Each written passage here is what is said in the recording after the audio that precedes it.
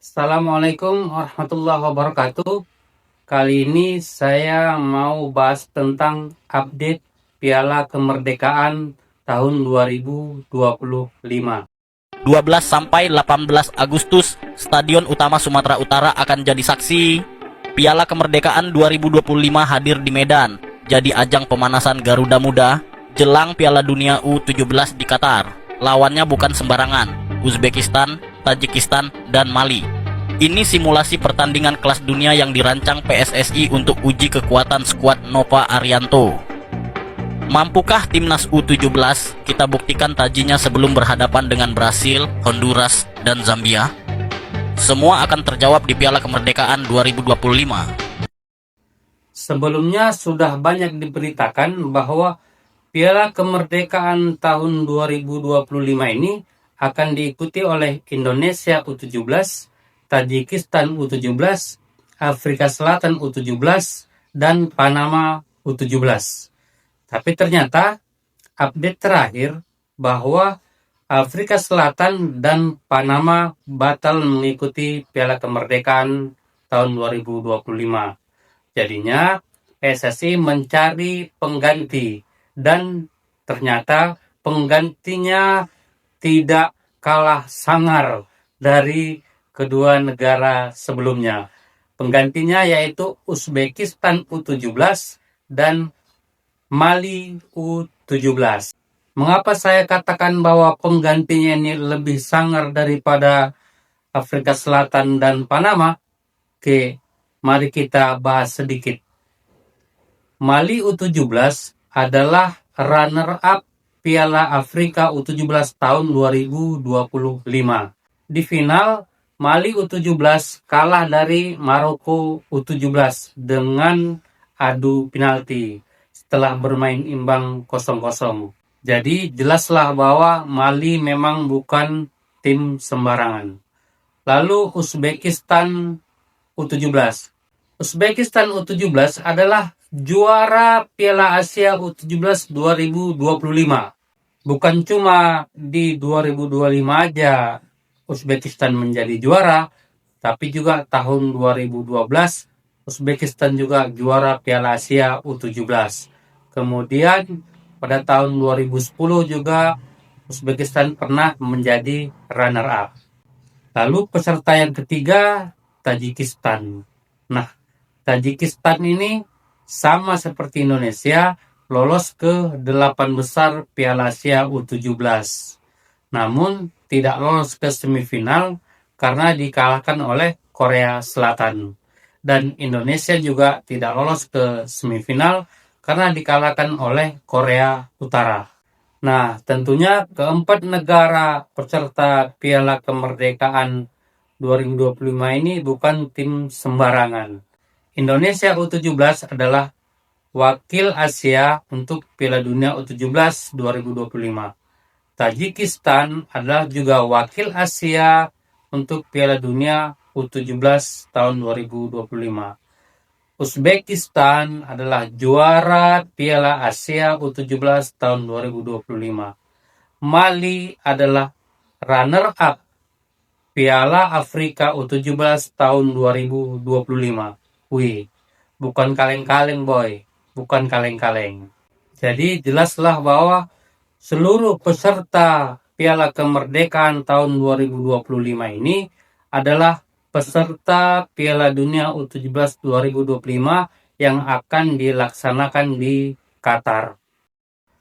Tapi seperti biasa, setiap ada hal-hal baru atau hal-hal menarik atau apa saja berita tentang sepak bola Indonesia, negara tetangga Malaides selalu saja memberi tanggapan-tanggapan, memberi komentar-komentar yang kita rasa lucu. Karena sesungguhnya mereka berkomentar tanpa cermin. Maksudnya mereka tidak melihat ke diri mereka, tapi komentar asal-asalan. Yang justru sebenarnya komentar itu menunjukkan kebodohan mereka. Apa saja komentarnya? Ini ada sebuah komentar yang menyatakan bahwa Indonesia meniru Malaides. Maksudnya di Malaides itu kan ada pesta bola merdeka. Karena itu Indonesia meniru dengan membuat piala kemerdekaan. Padahal sebenarnya bahasa merdeka itu adalah bahasa yang umum. Maksudnya semua negara ada bahasa merdeka. Jika Indonesia dan Malaysia menggunakan bahasa merdeka, maka dalam bahasa Inggrisnya adalah independent. Dan tidak sedikit negara yang melaksanakan kejuaraan sepak bola untuk menyambut hari kemerdekaannya. Jadi tentu saja Piala Merdeka itu bukan hanya milik Malaysia, tapi milik semua negara yang memiliki hari kemerdekaan. Makanya tidak pantas mereka mengatakan bahwa Indonesia meniru Malaysia. Karena bukan cuma Malaysia dan Indonesia saja.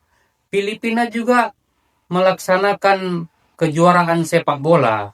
Mereka menyebutnya Independence Cup. Kemudian Singapura juga melaksanakan kejuaraan sepak bola untuk menyambut kemerdekaannya. Hanya saja bahasanya dibuat berbeda, yaitu Merlion Cup. Dan yang paling nyata lagi, hampir semua negara jajahan Inggris itu melaksanakan piala kemerdekaan. Seperti India, Bangladesh, Sri Lanka juga melaksanakan kejuaraan saat menyambut hari kemerdekaan mereka masing-masing. Dan namanya Independence Cup. Jadi tidak pantas rasanya Malaysia menyatakan bahwa Indonesia meniru Malaysia karena mereka ada pesta bola merdeka sedangkan kita piala kemerdekaan. Satu lagi, piala kemerdekaan ini bukan baru kali ini. Sudah dilaksanakan sejak tahun 1985. Hanya saja Indonesia melaksanakan piala kemerdekaan ini sifatnya momentum. Maksudnya, jika ada hal-hal yang dirasa perlu, maka akan dilaksanakan. Ya contohnya seperti ini. Untuk persiapan tim Indonesia U17 ke Piala Dunia U17, maka dilaksanakanlah piala kemerdekaan. Dan diundanglah tim-tim dari negara-negara yang juga lolos ke Piala Dunia U17. Dilaksanakan sebagai ajang uji coba untuk mengukur kekuatan. Jadi jika ada kekurangan-kekurangan itu bisa diperbaiki. Dan tentunya dipilih lawan-lawan yang sama kuatnya. Atau bahkan lawannya tim yang lebih baik agar bisa melihat sampai sebatas mana kekuatan tim Indonesia U17. Kalau kita bicara meniru, sebenarnya Malaysia ini sungguhlah suatu bangsa yang tidak tahu diri. Kenapa? Karena lagu kebangsaan mereka, yaitu Negaraku, adalah lagu hasil tiruan. Silahkan siapa saja yang menonton video ini, coba cek. Lagu Negaraku adalah ubahan dari lagu Indonesia yang berjudul Terang Bulan. Silahkan dicek. Jadi lagu Terang Bulan itu diubah liriknya, diganti menjadi lagu kebangsaan Malaysia yaitu Negaraku. Jadi siapa saja yang menonton video ini silahkan dicek. Silahkan bandingkan sama nggak nadanya. Yang beda cuma liriknya. Jadi seharusnya Malaysia itu cukup tahu diri. Seharusnya mereka malu bahwa negaraku bukan otentik dari Malaysia. Tapi lagu Negaraku, lagu kebangsaan Malaysia itu adalah ubahan dari lagu Terang Bulan. Lagu milik Indonesia. Lalu ada lagi komentar yang mengatakan buat piala sendiri dan menang sendiri. Ya, ini sebenarnya sekali lagi sesungguhnya tipe Malaysia ini sungguh nggak tahu diri, memang nggak punya cermin. Karena apa bedanya dengan pesta bola merdeka? Lah, mereka buat sendiri dan mereka juga yang menang. Sedangkan Indonesia sudah bertahun-tahun tidak melaksanakan piala kemerdekaan. Tapi karena ini momentumnya adalah untuk memberi kesempatan bertanding kepada timnas Indonesia U17 dengan lawan-lawan yang setara atau bahkan lebih tinggi dari Indonesia untuk menjadi pelajaran, maka diadakanlah Piala Kemerdekaan ini. Bukan karena Indonesia ingin jadi juara, ya enggak juga. Kalau memang mau jadi juara, kenapa enggak undang yang lemah-lemah aja? Biar Indonesia juaranya. Toh yang diundang malah runner up Piala Afrika, juara Piala Asia. Kan sebenarnya itu sudah membantah komentar-komentar mereka, bahwa sebenarnya komentar mereka itu tidak benar. Dan yang lebih parah lagi, tidak tahu dirinya Malaydes ini, justru sebenarnya mereka ingin ikut di Piala Kemerdekaan 2025 ini. Malaysia ditolak mentah-mentah oleh PSSI, terutama Erick Thohir, untuk ikut serta dalam Piala Kemerdekaan U17 yang diselenggarakan di Sumatera Utara, khususnya di Stadion Deli Serdang yang baru, teman-teman. Jadi, sungguh nekat Malaysia mendaftarkan diri untuk ikut serta dalam Piala Kemerdekaan U17. Kenapa saya katakan nekat? Indonesia sendiri, PSSI sendiri membuat Piala Kemerdekaan U17 ini untuk persiapan atau bekal mereka untuk menghadapi tim-tim yang di grup H seperti Brazil, Zambia, dan ada satu lagi negara saya lupa. Dan untuk mempersiapkan itu, nah saya tanya sekarang, emang Malaysia lolos Piala Dunia U17? Kan enggak. Piala Asia aja nggak lolos, apalagi Piala Dunia kan?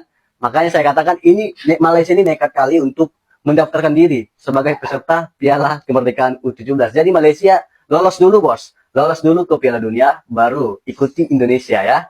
Jadi jelaslah ya Malaydes, bahwa kalian nggak boleh ikut Piala Kemerdekaan 2025 karena kalian tidak lolos ke Piala Dunia U17. Ya gimana mau lolos ke Piala Dunia?